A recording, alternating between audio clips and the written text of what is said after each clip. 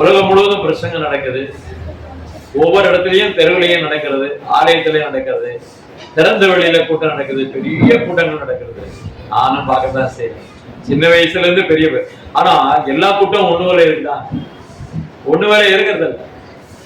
ஒரு இடத்துல ஒரே ஒரு பாடல்கள், துதி, ஆராதனை பயங்கரமா இருக்கும். அதெல்லாம் கேட்கும் போது ரொம்ப உற்சாகமா இருப்பாங்க. எல்லாரும் டான்ஸ் ஆடணும் போல இருக்கும். வயசானவங்க எல்லாம் துள்ளி குதிப்பாங்க, ஆடுவாங்க, பாடுவாங்க. அப்ப அந்த அளவிற்கு பாடுகிற ஒரு காலகட்டங்கள். ஒரு நாள் அந்த மாதிரியான ஒரு கூட்டம், வயசானம்மா தொழில் பகுதியில நான் ஊழியத்துக்காக போயிருந்த போது ஒரு நாள் என்னாச்சு அப்படின்னா, பாஸ் ஐயா வருவாரு, ஐயாவுக்கு முருங்கை குழம்பு நல்லா செஞ்சு கொடுக்கணும் அப்படின்னு சொல்லி அந்த வயசானம்மா, 92 வயசு அந்த அம்மா, அது என்னாச்சுன்னா முருங்கைக்காய் கொஞ்சம் உயரமா இருக்கு அப்படின்னு சொல்லிட்டு மரத்துல ஏறிட்டாங்க. ஏறினவங்க என்னாச்சுன்னா, ஏறின உடனே கொப்பு என்னாச்சு அப்படின்னா முறிஞ்சது, கீழே விழுந்தாங்க. சரியான அடிபட்டு என்ன பண்ணிட்டாங்க, படுக்கடையில ஆயிட்டாங்க.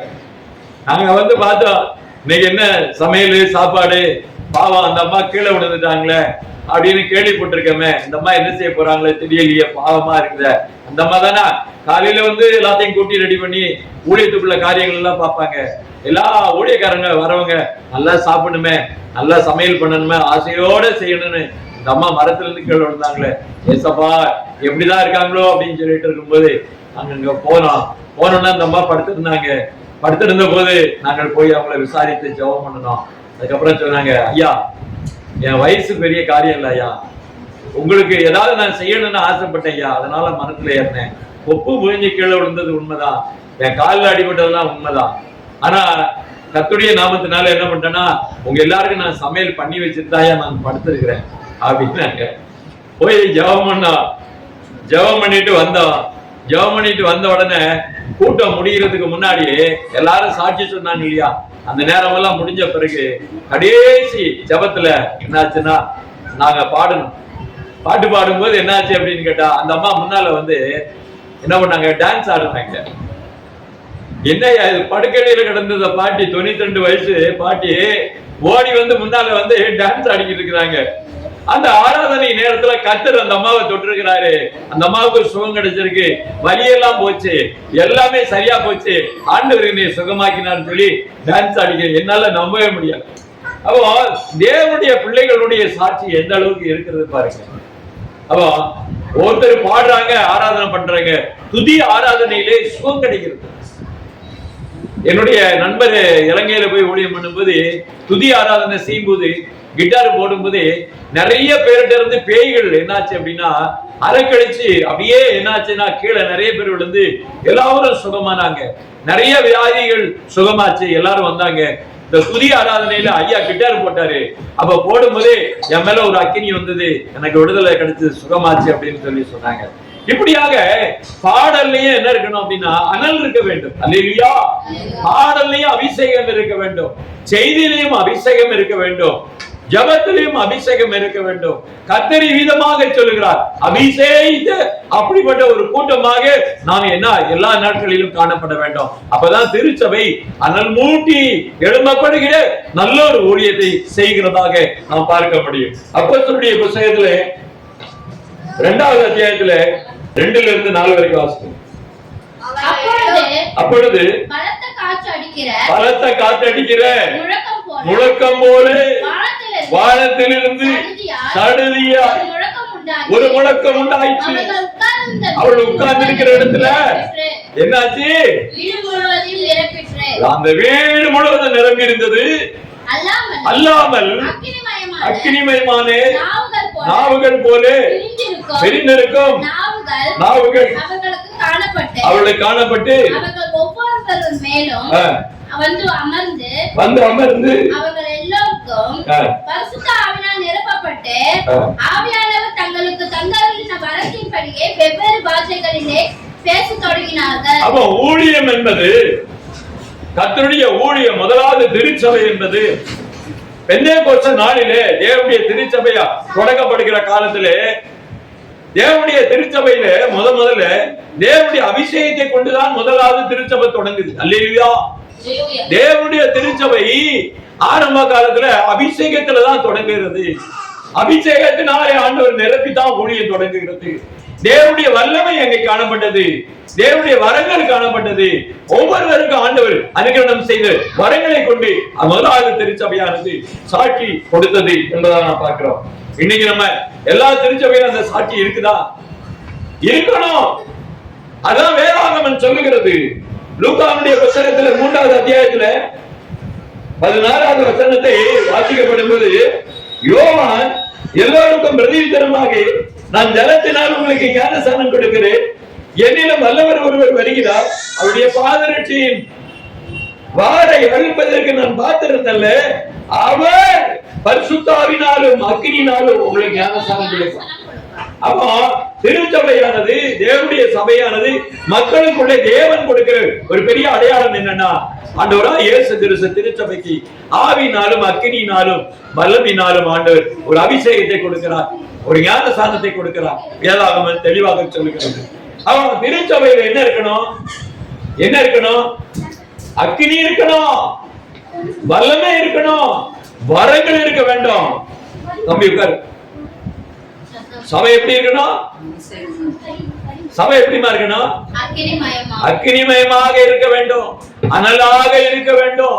வாக்குகளினாலே, வரங்களினாலே, பலத்த செய்களினாலே தேவன் அடையாளமாய் ஆண்டவர் திருச்சபையை தந்திருக்கிறார், நடத்தி கொண்டு வருகிறார். தேவனுடைய திருச்சபைக்கு அடையாளமே ஆண்டவர் நம்ம மத்தியிலே இருக்கிறார். தேவன் நமது மத்தியிலே இருக்கிறாரா? கர்த்தர் நமது மத்தியிலே உலாவுகிறாரா? கர்த்தர் நம்ம மேல கை வைக்கிறாரா? நம்மளை தொடுகிறாரா? அது வேணுங்க. கர்த்தர் நம்மளை தொடலன்னா வேஸ்டுங்க. கர்த்தர் நம்மளை தொடணும், கர்த்தர் அந்த அபிஷேகத்தை கொடுக்கணும். அதுதான் திருச்சபையினுடைய அடையாளம், கர்த்தருடைய சபைக்கு அடையாளம், கர்த்தர் இருக்கிறார் என்கிற அடையாளம். மார்க்கு 16:20 வாசிங்க. அவர்கள் புறப்பட்டு போய் எங்கும் பிரசங்கம் பண்ணினார்கள். கர்த்தர் அவளோடு கூட கிரியை நடப்பித்து அவளால் நடந்த அடையாளத்தை வசனங்களிலே உறுதிப்படுத்தினார்கள். பாத்தீங்களா? அவன் ஆவிக்குரிய திருச்சபைக்கு தேவன் கொடுத்த வல்லமை, அந்த அனல், அந்த அக்கினி, அந்த அபிஷேகமானதை கர்த்தர் தான் சொல்லுகிறார். புறப்பட்டு போன அந்த சீசர்கள், அந்த தேவ பிள்ளைகள், அந்த ஊழியர்கள் சாட்சி கொடுத்தார்கள், அவர்கள் பிரசங்கம் பண்ணினார்கள். கர்த்தர் அவர்களோட கூட கிரியை நடப்பித்தார். அல்லேலூயா. எந்த இடத்துல பிரசங்கம் பண்ணாலும் கிரியை வெளிப்படணும், கர்த்தருடைய மகிமை வெளிப்பட வேண்டும். அதுதாங்க கர்த்தர் கொடுத்த அடையாளம், அதாங்க சாட்சி. தேவன் சொல்லுகிற ஒரு வார்த்தை, ஊழியக்காரர்கள் தேவ வார்த்தைகளை பிரசங்கிக்கப்படும் போது கர்த்தர் அவர்களோடு கூட சென்று கிரியையை நடப்பித்தார்கள். புரியுதுங்களா உங்களுக்கு? அந்த காலத்துல பாத்தீங்கன்னா அங்கங்க ராத்திரி போல ஸ்டேஜ் போடுவாங்க, அங்கங்க நடு ராத்திரியில என்ன பண்ணுவாங்க? பிரசங்கம் பண்ணுவாங்க, ராமுழுவதும் பிரசங்கம் பண்ணுவாங்க, ஆல் நைட் பிரேயர் நடக்கும். எல்லா இடத்துலயும் வந்து யாரும் சும்மா போனதே கிடையாது. ஏன் அப்படின்னா கர்த்தர் அங்க கிரியை நடப்பித்துக் கொண்டிருந்தார். அல்லேலூயா. அந்த கூட்டத்துக்கு போனா ஒரு காலம் வேஸ்ட் கிடையாது, ஒரு காலமும் நமக்கு நஷ்டம் கிடையாது. நமக்கு போற இடத்துல எல்லாம் நமக்கு எல்லா காரியத்தையும் ஆண்டவர் நடப்பித்து காண்பித்திருந்தார். அப்படியாக தேவன் அவர்களோடு கூட சென்றார் என்பதாக நாம் பார்க்கிறோம். இஸ்ரவேல் ஜனங்களை வழிநடத்தினது ஆண்டவர் தானே, அவர்களோடு கூட சென்றாரா இல்லையா? அவன் தேவ ஜனத்தை விட்டு அவர் என்னைக்கும் போகல. கர்த்தருடைய ஜனம் எங்க இருக்கிறாங்களோ கர்த்தர் அங்கதான் இருப்பாரு, அவங்களுக்கு கூட தான் போவாரு, அவரை கூடவே இருந்து நடத்துவாரு.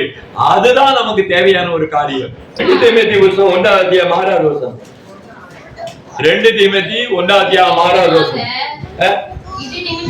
இது நிமித்தமாக நான் உன்மேல் என் கைகளை வைத்ததினாலே உனக்கு உண்டான தேவ வரத்தை நீ அனல் மூட்டி எழுப்பி விடும்படி உனக்கு நினைப்பு ஓட்டுகிறேன்.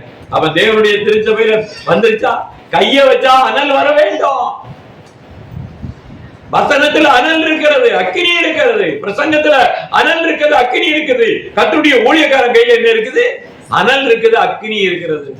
ஒரு இடத்துல பிரசங்கத்துல அக்கினி இல்லைன்னு வைங்களேன், அனல் இல்லைன்னு வைங்களேன், ஆண்டவருடைய கிரியை இல்லைன்னா அது வேஸ்ட்.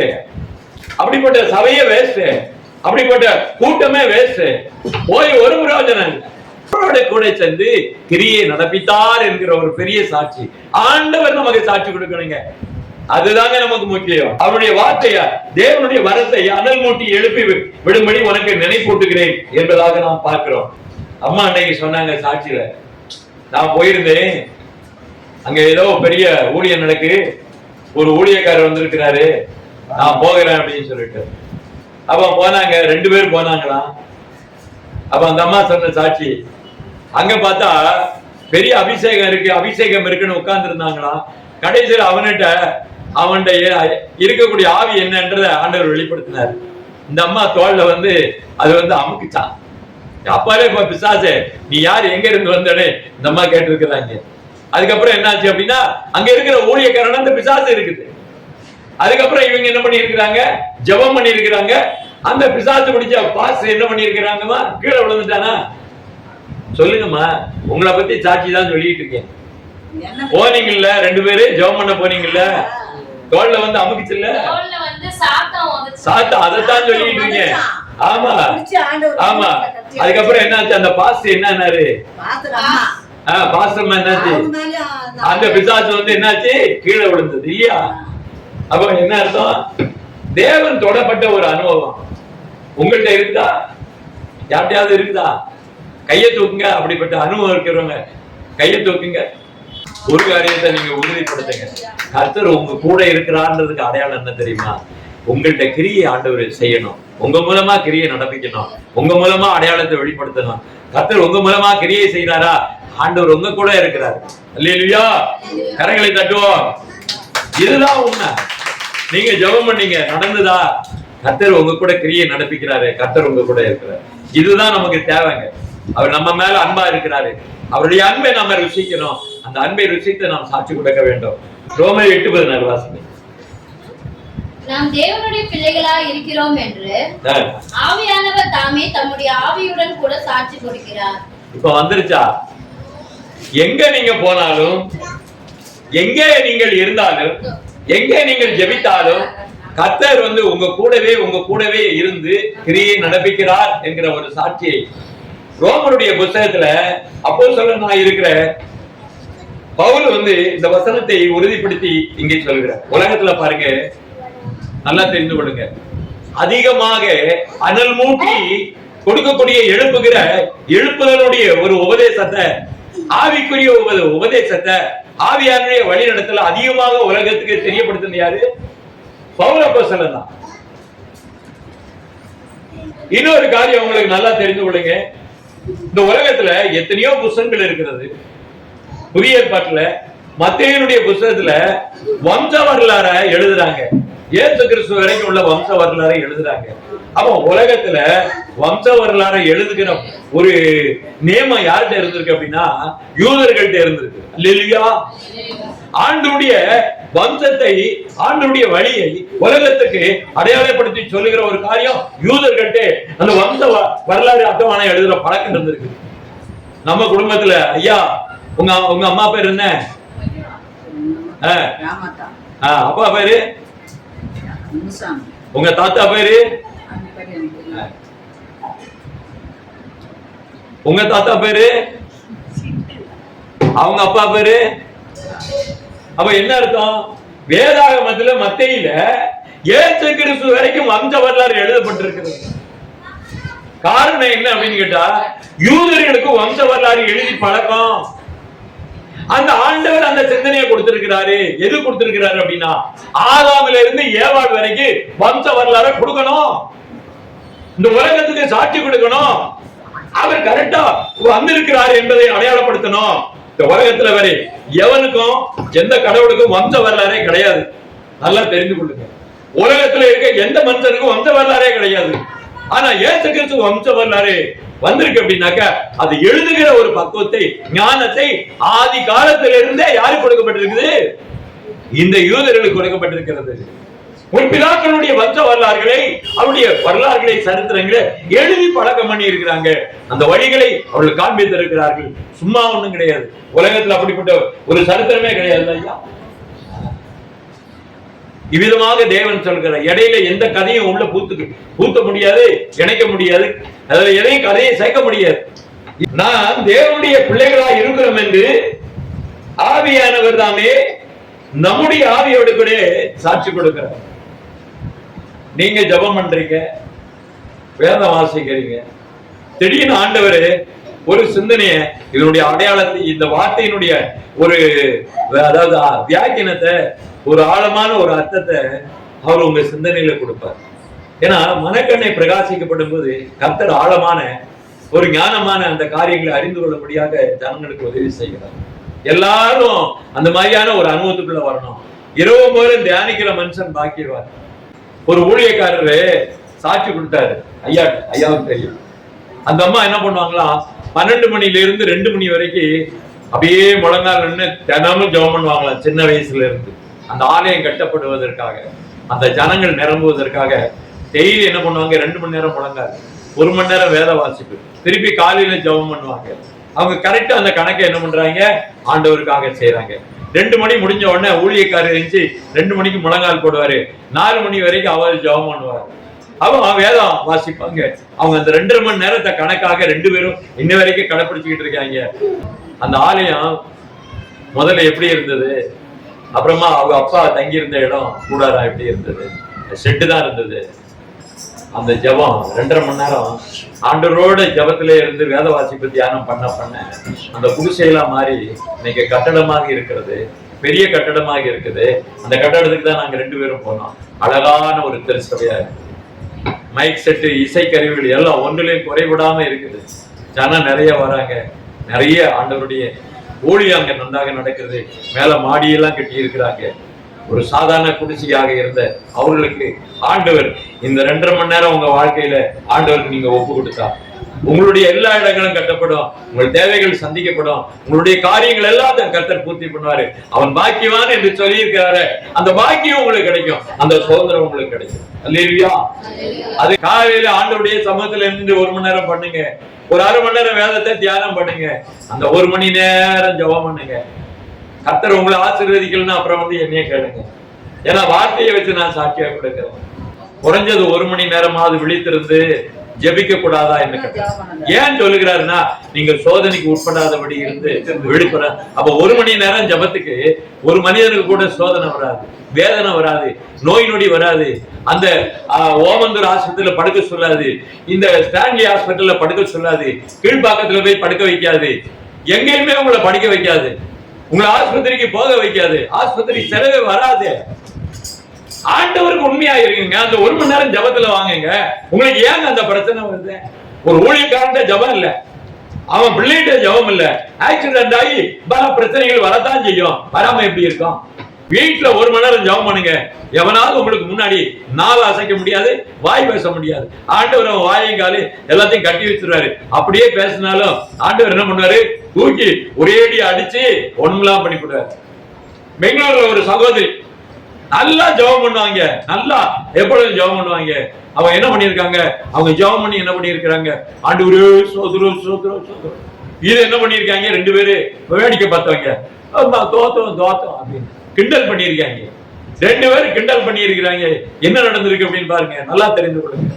அதுல கிண்டல் பண்ணதுல ஒரு பொம்பளை பிள்ளையும் உண்டு. அந்த பொண்ணு என்ன பண்ணி ஓவரா கிண்டல் பண்ணி இருக்குது. அப்புறம் பார்த்தா மறுநாள் என்ன நடந்திருக்கு அப்படின்னு கேட்டா, அந்த பொண்ணு இந்த கிண்டல் பண்ணிக்கிட்டு இருந்தது பார்த்து இப்படியே குளிச்சுக்கிட்டு இருந்தல, ஆண்டவர் தூக்கி தேவதூதன் வந்து தூக்கி குப்புறப்பட்ட உடனே அந்த பொண்ணுக்கு முன்னால இருக்கிற பல்லெல்லாம் உடஞ்சு போச்சு. கிண்டலு கேலியும் பண்ணதுனால என்னாச்சுன்னா குப்பரை விழுந்து என்னாச்சு, ஆண்டவருடைய தூதன் தூக்கி போட்டான், குப்பரை விழுந்தது, முன்னால உள்ள பல்லு போச்சு. அடுத்த மாசம் கல்யாணம் வச்சிருக்காங்க, கல்யாணமும் நின்று போச்சு. ஏதாவது தேவனுடைய பிள்ளைகளுக்கு முன்னாடி 1 மணி நேரம் என் பிள்ளை ஜெபிக்குது அப்படின்னா அந்த பிள்ளைய போய் நீ கிண்டல் பண்ணனா உனக்கு எவ்வளவு இடும்பு இருக்குது. இடும்புக்கு பதிலளிக்கிற தேவன் அவர் ஆயிருக்கிறார். அல்லேலூயா. ஜெபம் பண்றதுக்கு முன்னாடி ஓத்த நிக்க முடியாது. ஜெபம் அப்போ ஆல் நைட் பிரேயர்ல சாட்சி இருக்குதா இல்லையா? இருக்குது. நைட் பிரேயருக்கு உயிர் இருக்கா இல்லையா? நைட் பிரேயருக்கு வந்தவங்களுக்கு கத்து வெளிப்பாடு கொடுக்கிறாரா இல்லையா? ஆண்டவர் அடையாளத்தை கொடுக்கிறாரு. நைட் பிரேயருக்கு வராதவங்களுக்கு ஒரு அடையாளமும் கூட கிடைக்காது. இந்த 1 மணி நேரம் ஜெபம் பண்ணாங்க ஒண்ணுமே கிடைக்காது. வீட்டுல நான் ஜெபம் பண்ணுவேன், நான் கொஞ்ச நேரம் பண்ணுவேன். என்ன சொல்லுவாங்க, என்ன சுருக்கமான ஜெபம் நெருக்கமான ஆசீர்வாதத்தை தாருனா. உன்னைய மாதிரி ஆள்கள் சபையை கெடுக்கிறவன் எவனுமே கிடையாது. சபையை கெடுத்து விட்டு போயிடாங்க நிறைய ஊழியக்காரன். ஜெபத்தை தடை பண்ணி போயிடான். அவன் 5 நிமிஷம் பண்ணுவான், 2 நிமிஷம், அதுக்கப்புறம் பார்த்தா 1 நிமிஷம் பண்ணுவான். அப்புறம் ஜெபமே அவன் வாயில வரவே வராது. அப்புறம் ஜபமே இல்லாம போயிடும் வாழ்க்கையில, கடைசியில போய் சீரழிவான். இதுதான் நீங்க நடந்து கொண்டிருக்கிறது. யோவான் 15:8. நீங்கள் மிகுந்த கனிகளை கொடுப்பதினால் என் பிதா மகிமைப்படுவார். இன்னைக்கு மிகுந்த கனி கொடுக்கறதுதான் தேவனுக்கு பிரியம். இன்னைக்கு கனி இருக்குதா நம்ம வாழ்க்கையில?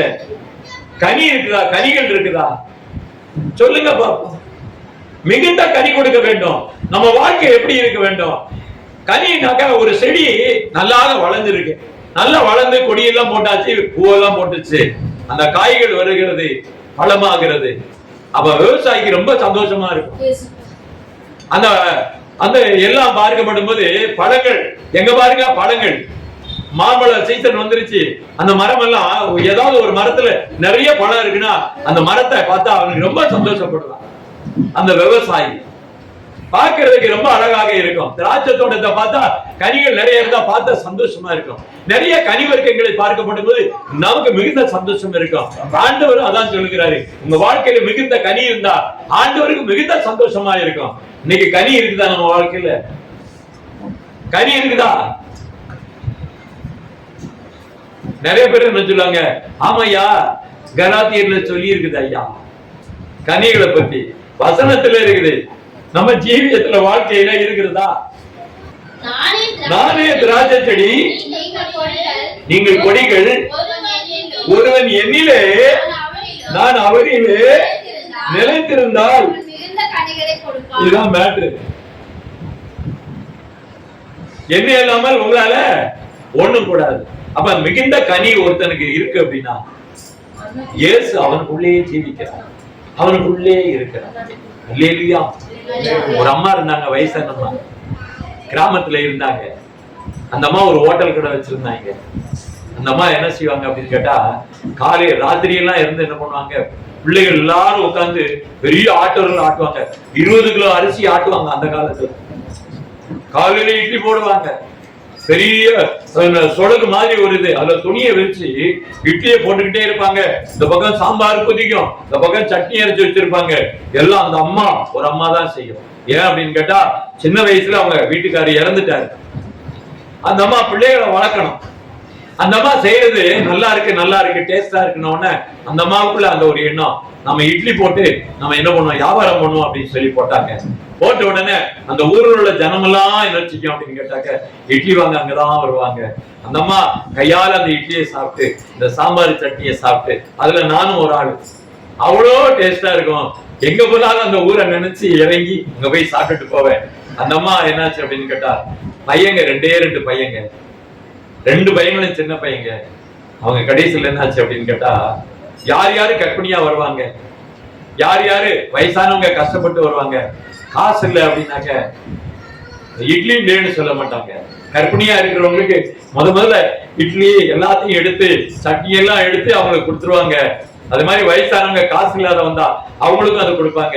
அவங்க இடத்துல வந்து யாரும் பட்னியா போக கூடாது, காசு இல்லைன்னு பரவாயில்ல, அவங்க சாப்பிட்டுட்டு போனோம் அப்படின்ற நினைவு அந்த அம்மாவுக்கு ரொம்ப நாளா இருந்தது. அப்படியாக அந்த அம்மா வாழ்ந்தாங்க. பையங்க 2 பேரும் வளர்ந்தாங்க. 2 பேரும் இன்னைக்கு என்னாச்சுன்னா பெரிய ஹோட்டல் வச்சிருக்கிறாங்க, பெரிய ஹோட்டல்ல வச்சிருக்கிறாங்க. கர்த்தர் ஆசீர்வதிச்சிருக்கிறாங்க. அவங்க யாரு அப்படின்னா, அவங்க ஒரு சிஎஸ்ஐனுடைய குடும்பம் தான். அப்ப என்ன, அந்த அம்மா ஜபத்துல கரெக்டா ஆலயத்துல வந்து சாயந்தரம் உட்கார்ந்துரும், ஜபத்துல உட்கார்ந்துரும். சாயந்தரம் போல ஆலயத்துல 6 மணிக்கு பாட்டு பாடுறாங்கன்னா, ராத்திரி சாயந்தரம் போல அந்த காலத்துல கிராம பகுதிகளில் எல்லா ஆலயத்திலுமே ஆலயம் திறக்கப்பட்டிருக்கும். சாயந்தரம் ஆராதனை இருக்கும். காலையில என்ன பண்ணுவாங்க, கோயில் குட்டின்னு சொல்லுவாங்க. அவரு காலையில வேதத்தை இன்றைய தியானங்கள் என்று சொல்லி ஆசீர்வாதமான ஒரு வார்த்தையை வாசித்து ஒரு பாடலை நாம் பாடி ஆண்டவரை மகிமைப்படுத்துவோம்னு சொல்லி ஒரு சிறிய ஜபத்தை பண்ணிட்டு காலைல மைக்க வச்சுட்டு போயிடுவாங்க. அதெல்லாம் அந்த காலத்துல உயரமான டவர் இருக்கும், உயரமா இருக்கும். எதுக்கு கோயில்ல பெரிய பெரிய டவர் கட்டுறாங்க தெரியுமா?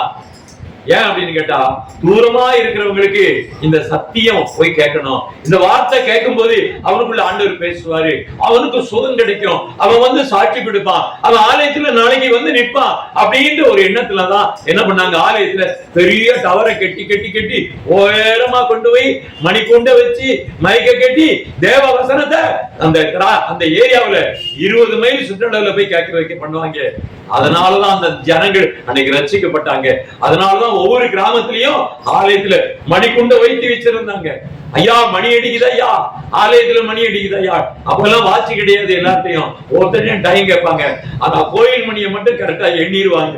அந்த நேரத்தை எண்ணிட்டு வேலைக்கு போவாங்க, அந்த நேரத்தை எண்ணிட்டு எல்லா காரியத்தையும் முடிச்சிட்டு வருவாங்க.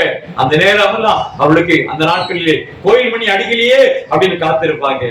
இப்படியான ஒரு வாழ்க்கை வாழ்ந்தவர்கள் அந்த காலத்திலே. அவள் எல்லாரும் ஆண்டவர் என்ன பண்ணாரு, இந்த கிராமங்களை சந்தித்தா. அதனாலதான் கிராமங்கள்ல நிறைய சர்ச்சஸ் அந்த காலத்துல எழும்புச்சு. அப்ப தேவ சத்தம் எல்லா இடத்திலும் போகிற இடத்துல ஆண்டவர் இடைப்பட்டு இருக்கிறார், ஜனங்களோட பேசி இருக்கிறார். அவங்க எல்லாம் வந்து என்ன பண்ணிருக்காங்க அப்படின்னு கேட்டாக்க, வந்து நிப்பாங்க. என்னைக்கு அப்படின்னு கேட்டா, அரிப்பின் பண்டிகை என்னைக்கு வரிசையா வந்து நிப்பாங்க. என்னையா நம்ம சர்ச்சில மெம்பரே 40 குடும்பம் தான் இருக்குது, பார்த்தா ஒரு 100 பேர் தானே இருக்கணும், என்னையா 300 400 எல்லாருமே இருக்கிறாங்கன்னா, ஐயா ஊர் ஜனமே வந்து காணிக்க வச்சிருக்க ஐயா, என்னையா ஊர் ஜனமே காணிக்க வச்சிருக்க அப்படின்னா, அந்த ஐயா ஆண்டவர் அந்த வார்த்தையை கேட்டாங்க ஐயா, அந்த தோட்டத்துல நீங்களும் ஆசீர்வாதமா இருப்பீங்க, ஆண்டவருடைய சமூகத்துல பொருத்தனை பண்ணுங்க, நீங்க ஆண்டவர் உங்களை ஆசீர்விப்பார். நிறைய பாடல்கள் ஜபங்களே எல்லாரையும் அந்த கிராம மக்கள் கேட்டாங்க. வயல்ல வேலை செய்யும் போதெல்லாம் கேட்டாங்க. அப்பவே அவங்க பொருத்தனை பண்ணிருக்காங்க, ஊர் ஜனமே பொருத்தனை பண்ணிருக்கு. அதனால கொண்டாந்து இந்த அறுவடையினுடைய காரியத்துல அந்த ஊர் ஜனமே கொண்டாந்து வச்சது. அங்க பார்த்தாக்க ஒண்ணுமே ஓடல. என்னையா இது மாம்பழ பண்டிகைன்னா மாம்பழமா குமிஞ்சு கிடக்கு, காய்கறியா பலாவா கிடைக்கு, கத்திரி கிடைக்கு, எல்லாம் அறுவடையில தானியம் நெல்லு எல்லாமே விளைஞ்சதெல்லாம் கொண்டு போட்டிருக்காங்க. அதுக்கப்புறம் தான் என்ன பண்ணாச்சா, சபையில அசனத்தை கொண்டு வந்தார்கள். கேள்விப்பட்டிருக்கீங்களா ஐயா? அசனத்தை கொண்டு வந்தாங்க.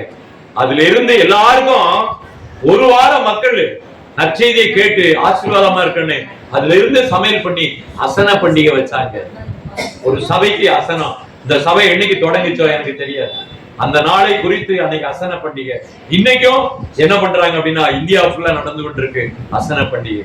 எல்லாரும் ஏழை எளியவங்க எல்லாரும் வந்து ஒரு வாரம் சாப்பிடணும். இன்னைக்கு விவரம் தெரியா, எனக்கு விவரம் தெரியா, நாசகத்து பக்கத்துல இன்னைக்கு அசன பண்டிகையில 1 லட்சம் பேருக்கு ஒரு வாரம் சாப்பாடு. 1 லட்சம் ஜனங்களுக்கு சாப்பாடுங்க. அவ்வளவு ஜனமும் எல்லா இந்து முஸ்லீம் எல்லாரும் வந்து காணிக்கை படைப்பாங்க. அந்த ஒரு வாரம் அந்த சந்தோஷமாக ஆண்டுடைய சமூகத்துல ஒப்பு கொடுத்து கண்ணீர் விட்டு அந்த சாட்சிகளை பார்க்கப்படும்போது தேவன் மெய்யாகவே மிகுந்த கனிகளை கொடுத்த ஜனமாக எல்லா ஜனத்தையும் ஆண்டவர் அந்த இடத்துல அந்த ஜனங்கள பேதம் இல்லாம எல்லாரும் வந்து உட்கார்ந்துப்பாங்க. எல்லாரையும் கர்த்தர் ஆசீர்வதித்தார். எல்லா ஜனங்களும் அப்படியாக கர்த்தருடைய சமூகத்திலே வந்து சேர்ந்தார்கள். இதெல்லாம் ஆரம்ப காலங்களுடைய ஊழியர்கள். நீங்கள் திரளான கனிகளை கொடுக்கப்படும் போது உங்களுடைய ஆசீர்வாதமா மாத்திரமல்ல, கர்த்தர் உங்களிடத்திலே இருக்கிறார், உங்களிடத்திலே இடைப்படுகிறார். இதுதான் ஊழியத்தை செய்யும்போது ஆண்டவர் பிரசங்கம் பண்ண போறாங்க, கர்த்தர் கிரியை அவர்களோடு கூட சென்று நடத்திட்டார். இதுதாங்க ஊழியம், இதுதாங்க தேவனுடைய ரகசியம். மிகுந்த கனிகளை கொடுக்கிற பாக்கியம். நல்ல ஊழியக்காரன், நல்ல ஊழியக்காரம்மா, நல்ல மூப்பர்கள், நல்ல விசுவாச குடும்பங்கள், நல்ல ஜனங்கள், இவங்க எல்லாரும் கூட கர்த்தருடைய சமூகத்திலே ஒரு ஊழியம் செய்யும் போது, ஜெபிக்கும் போது, துதிக்கும் போது கர்த்தர் மத்தியிலேயே இடைப்படுகிறார். தேவனுக்கு உகந்த ஒரு கீழ்ப்படிதலோட தேவனுடைய வார்த்தை இதயத்தில் வைப்பதற்கு இரவும் பகலும் தியானிக்கிற மனுஷன் பார்க்கிறோம். இரவும் பகல் எப்பங்க உருவாகுது? இரவும் பகல் எப்ப உருவாகுது? சாயந்தர நேரங்க. சாயந்தர நேரம் வேலை முடிச்சு என் பிள்ளை வரட்டும், கை காலெல்லாம் கழுவட்டும், அவங்க எல்லாம் அந்த நேரத்துல ஒரு வாய் கஞ்ச குடிக்கட்டும், ஏதோ கொஞ்சம் சாப்பிட்டுட்டு உட்கார்ந்து தேவனுடைய வசனத்தை தியானிக்கட்டும். இந்த காலத்துல விளக்கு வச்சு தேவனுடைய வசனத்தை பார்த்தாங்க. அப்புறம் தெருவில் இருக்க குண்டு பல்புல அந்த வெளிச்சத்துல இருந்து அப்பெல்லாம் தீவெட்டியை போட்டுக்கிட்டு என்ன பண்ணுவாங்க, ஊர் ஜனெல்லாம் உட்கார்ந்து சொல்லுங்கய்யா அப்படின்னு கேட்டாங்க. அந்த ஆராதனை உங்களுக்கு ஒண்ணுமே தெரியாது பாவம். அந்த ஜனங்கள் தியானத்துல இருந்தாங்க. ஐயா எங்க ஊர்ல தியானம் இருக்குது ஐயா அப்படின்னு சொல்லி அந்த விளக்க கொளுத்தி சுத்தி இருந்து பேசுவாங்க. அப்ப சொல்லுவாங்க, ஐயா இந்த வசனத்தின்படி அந்த ஐயா ஆசீர்வாதம் ஏதோ ஒரு ஊர்ல ஏதோ ஒரு காரியங்கள் நடந்த போது அந்த சாட்சியை அங்க சொல்லுவாங்க. ஏன்னா அப்பெல்லாம் டிவி கிடையாது, ரேடியோ கிடையாது, அதுதான் செய்தி. நியூஸ் பேப்பர் கிடையாது, அதுதான் செய்தி. ஒருத்தர் காதுகள் மூலமாக மார்க்கெட்டு சந்தை வெளியில போகும்போது, ஒவ்வொரு ஆலய பகுதிகளை போகும்போது அவங்களாம் கேட்டுட்டு கவனிச்சுட்டு வந்து அதை சொல்லுவாங்க. அந்த மைக் செட்ல கேட்கிற அந்த சத்தத்தின் மூலமாக இன்னைக்கு ஊழியம் எழும்பிட்டு கர்த்தர் விதமாக கர்த்தர் அவ்விதமாக ஆசீர்வதித்தார். அவர்கள் எல்லாரையும் கர்த்தர் சொல்றார், அவர்கள் தேவனுடைய புத்திரர்கள் என்று கர்த்தர் சொல்றார். ஆவியானவர் சாட்சி கொடுக்கிறபடினாலே அவர்கள் எல்லாம் தேவனுடைய புத்திரர்கள் என்று சொல்லுகிறார். அவ்விதமான அந்த உண்மையும் உத்தரத்தோட கர்த்தருடைய சமூகத்தில் நாம் தேவனுடைய பிள்ளைகளாக இருந்து சாட்சி கொடுத்து ஆண்டுடைய கரத்தை நாம் பிடித்துக் கொண்டு நாம் கர்த்தருடைய ராஜ்யத்துக்கு நாம் தொடர்ந்து பயணிப்போம். கர்த்தருடைய ஆசீர்வதிப்பாராக. ஆமென்.